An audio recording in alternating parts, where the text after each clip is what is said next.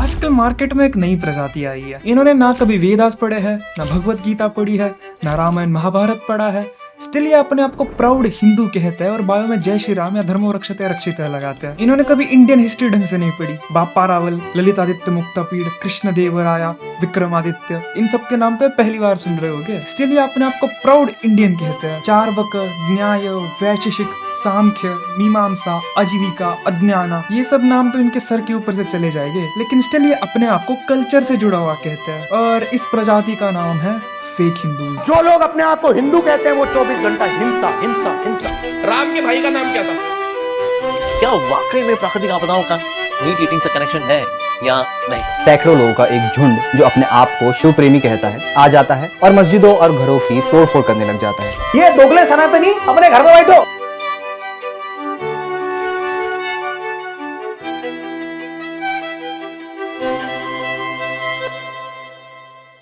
So fake Hindu कौन है, ये समझने के लिए हमें पहले ये समझना पड़ेगा कि एक असली हिंदू कौन है, धर्म क्या होता है और कैसे हम एक हिंदू बन सकते हैं। हिंदुइज्म को जानने के लिए मुझे काफी सारी टर्मिनोलॉजीज की बात करनी पड़ेगी और बहुत मिसकंसेप्शंस क्लियर करने पड़ेंगे। फर्स्ट ऑफ ऑल, जो लोग हिंदुइज्म को रिलीजन कहते हैं उन्हें रिलीजन का अर्थ बता देता हूँ। रिलीजन ये वर्ड एक्चुअली लैटिन से आता है जिसका रफ मीनिंग है फेथ, यानी किसी चीज में ब्लाइंडली बिलीव करना। लेकिन जब जब हिंदुइज्म या कोई और ईस्टर्न रिलीजन का जिक्र होता है तब लोग आगे धर्म जोड़ते हैं, जैसे हिंदू धर्म, बुद्ध धर्म, जैन धर्म या सनातन धर्म। सबसे पहले हिंदू ये टर्म को जानेंगे, बाद में धर्म की तरफ बढ़ेंगे। सो भारत के नॉर्थ वेस्टर्न रीजन में सिंधु नाम की नदी है जिसको इंदस बुलाया जाता है और पर्शियन भाषा में एस लेटर नहीं होता, तो जब कोई शब्द में एस आता है तो पर्शियन में उसको एच से रिप्लेस करते हैं। सो पर्शियंस ने सिंधु को हिंदू बुलाना शुरू किया और जो लोग नदी के उस पार रहते हैं ये उन्हें हिंदू लोग कहते थे और इन हिंदू लोगों के स्थान को आगे जाके हिंदुस्तान बुलाया जाने लगा। सो शॉर्ट में बताए तो इंडियन सब कॉन्टिनेंट में रहने वाले लोगों को हिंदू बुलाया जाता था। सावरकर जिन्होंने मॉडर्न हिंदुत्व का कंसेप्ट दिया है, उन्होंने भी अपनी बुक्स में हिंदूज को डिस्क्राइब करने के लिए लिखा है कि जिनकी जन्मभूमि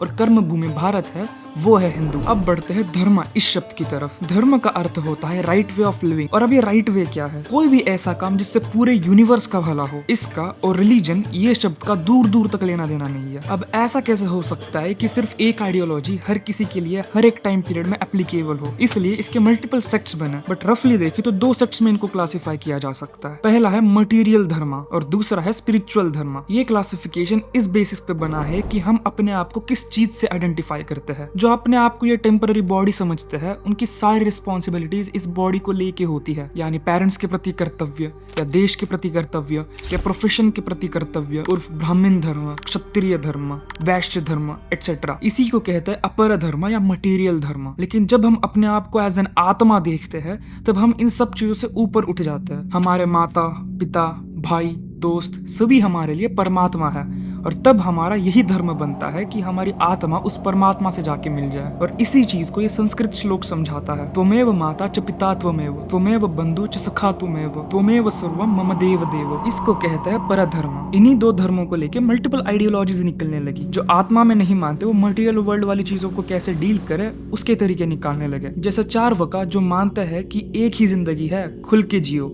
कर्ज लो और उन पैसों से ठेके पे जाके दारू पियो, इतना पियो कि बेहोश हो जाओ और होश में आके वापस पियो। दूसरी तरफ है बुद्ध धर्म। यहाँ भी आत्मा के एग्जिस्टेंस को नहीं मानते, लेकिन ये चार्वक से पूरा उल्टा है। यहाँ कहा जाता है कि डिजायर्स तुम्हारे सारे प्रॉब्लम का रूट है और तुम्हें अपने डिजायर्स को बिल्कुल मिटा देना चाहिए। और जो अपने डिजायर्स को पूरी तरह मिटा देता है उन्हें निर्वाणा मिल जाता है। और जो आइडियोलॉजीज आत्मा में मानती है वो सब सनातन धर्म कहलाई जाती है, जिसका अर्थ है इटर्नल राइटियस ड्यूटीज। इसमें भी मल्टीपल सेक्ट्स है जो उस परमात्मा को अलग अलग तरीकों से जानने की कोशिश करते हैं। जैसे न्याय जो काफी लॉजिकल रीजनिंग और नॉलेज की एनालिसिस से परमात्मा उर्फ एंटायर यूनिवर्स को समझने की कोशिश करते हैं। आज इसी को साइंस कहते हैं। वैशेषिक जो परमात्मा को माइक्रोस्कोपिक लेवल पे जानने की कोशिश करते हैं, यानी कैसे परमाणु उर्फ स्मॉलेस्ट पार्टिकल मिलकर लार्ज पार्टिकल्स बनाते हैं। इसमें और भी काफी सारी आइडियोलॉजीज आती है जैसे सांख्य, योग, मीमांसा, वेदांत एटसेट्रा। अगर कोई इंटरेस्टेड है तो सेपरेटली इस पर रिसर्च कर सकता है। सो रिटर्निंग बैक, ये सारी चीजें एट द एंड यही कहती है कि हम आत्मा है और हमें परमात्मा को जान के उसमें मिल जाना है। आत्मा हर किसी के अंदर है और आत्मा परमात्मा का ही अंश है। मतलब हर कोई, चाहे वो इंसान हो या जानवर हो या कोई भी जीव जिसके अंदर आत्मा है, वो हमारे ही परिवार का हिस्सा है। और यही से आइडियोलॉजी आती है वसुदैव कुटुंबकम की, जो कहती है कि पूरी दुनिया मेरा परिवार है। ये सारी आइडियोलॉजीज का रूट है वेदास, और वेदास को फॉलो करने वाला व्यक्ति ही असली सनातनी है। और सारे वेदास की समरी दी गई है भगवत गीता में। अब जो लोग अपने आप को हिंदू कहते हैं, क्या उन्होंने वेदास या गीता पढ़ रखी है? खैर, वेदास को समझना हर किसी के बस की नहीं है, इसीलिए और भी स्क्रिप्चर्स लिखे गए हैं ताकि वो सेम मैसेज लोग अलग तरीके से समझ पाए। जैसे ब्राह्मण ग्रंथ जिसमें उपनिषद आते हैं, स्मृतिज जिसमें सबसे फेमस मनुस्मृति है, उपवेदा जिसमें आयुर्वेदा के साथ साथ और भी काफी सारे अप्लाइड साइंस बेस्ड स्क्रिप्चर्स आते हैं। उसके बाद इतिहास जिसमें रामायण और महाभारत आता है, और एंड में पुराणास जिसमें भगवानों की कहानियों के थ्रू लोगों को सेम मैसेज देने की कोशिश करी, जिसके अंदर शिव पुराण, विष्णु पुराण, भगवत पुराण ये सब आता है। मैंने ये ऑर्डर वाइज ही बताया है। तो जो टॉप पे है उर्फ वेदास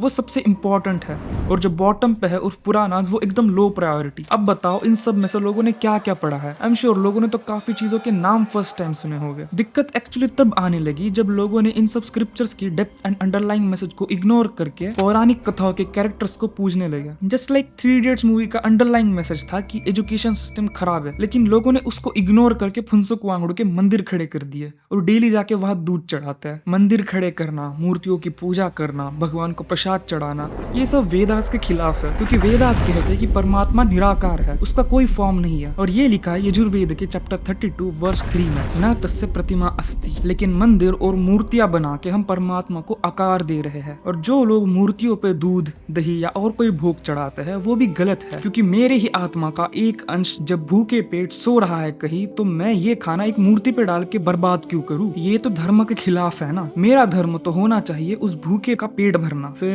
क्या मंदिर बनाना गलत है? पहले देखते कि मंदिर बनाने की शुरुआत ही कहाँ से हुई। तो इनिशियली जितने भी मंदिर थे वो आर्किटेक्चरल मार्वल हुआ करते थे। तब के आर्किटेक्ट्स एंड आर्टिस्ट्स अपनी क्रिएटिविटी इन मंदिरों के थ्रू निकालते थे, और इन मंदिरों पे जितने भी कार्विंग्स होती थी उनके थ्रू नेक्स्ट जनरेशंस के लिए कुछ मैसेज दिया जाता था। जैसे ये मंदिर जहाँ स्पर्म एंड ओवम का फ्यूजन, सेल डिवीजन, फीटस, फिर embryo formation and even methods of delivery तक कार्विंग के थ्रू दिखाई है। और हाँ, ये मंदिर हजारों साल पहले बनाया था, तब ना माइक्रोस्कोप था ना कोई sonography device. As a science student मैं खुद चौंक गया कि इन्हें ये सब कैसे पता चला। इसलिए जब भी मैं कोई पुराने मंदिर में जाता हूँ तब वहाँ के कार्विंग्स देखता हूँ ताकि मैं कोई मैसेज कैच कर पाऊँ वहाँ से। सो या इतने इंफॉर्मेशन पैक्ड होते थे मंदिर। और ऊपर से इन मंदिरों में जो लोग दान करते थे उनके पैसों से गुरुकुल फंड होते थे, इसलिए एंशिएंट इंडिया में एजुकेशन टोटली फ्री थी। सिर्फ यही नहीं, लेकिन पुराने समय में मंदिर यज्ञशाला हुआ करते थे जहाँ वैदिक रिचुअल्स से यज्ञ परफॉर्म करते थे, जिसकी वजह से एयर पोल्यूटेंट्स क्लियर होते थे, सॉइल की माइक्रोबियल एक्टिविटी इंक्रीज होती थी, एनवायरनमेंट क्लीन रहता था, और आसपास जितने भी पेड़ पौधे हैं उनकी ग्रोथ काफी ज्यादा गुना इंक्रीज होती थी। मैं खुद एक साइंस लवर हूँ और मैं इन सब चीजों को लेके बहुत ही ज्यादा क्रिटिकल हूँ, बट इन सब चीजों पे काफी सारे रिसर्चेस हो रही है और मैं सारे रिसर्च पेपर के लिंक्स नीचे डिस्क्रिप्शन में दे दूंगा। आजकल लोग रैशनैलिटी और वोकिज्म के नाम पे इन रिसर्च पेपर्स को इग्नोर करते हैं और 6th क्लास की साइंस लगा के खुद को लॉजिकल मान के यूथ्स को मैनिपुलेट करते हैं। इन लोगों के छलावे में मत आना। इनफैक्ट मेरे पे भी ब्लाइंडली ट्रस्ट मत करो, खुद होके इन सारे रिसर्च पेपर्स के थ्रू जाओ।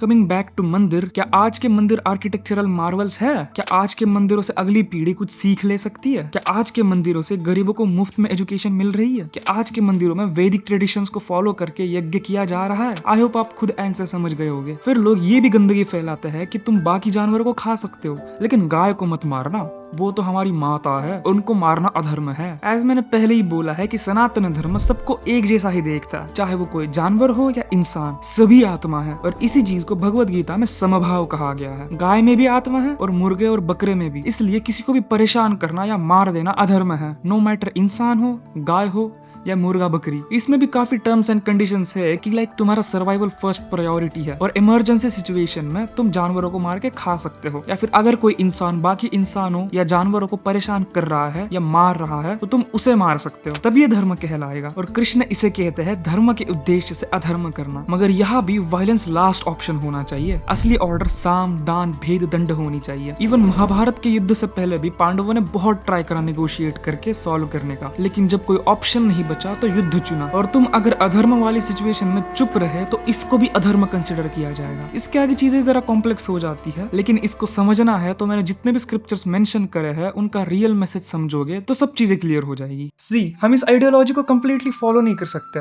लेकिन हम अपना बेस्ट तो दे ही सकते हैं ना। मैं खुद भी नहीं कर पाता फॉलो।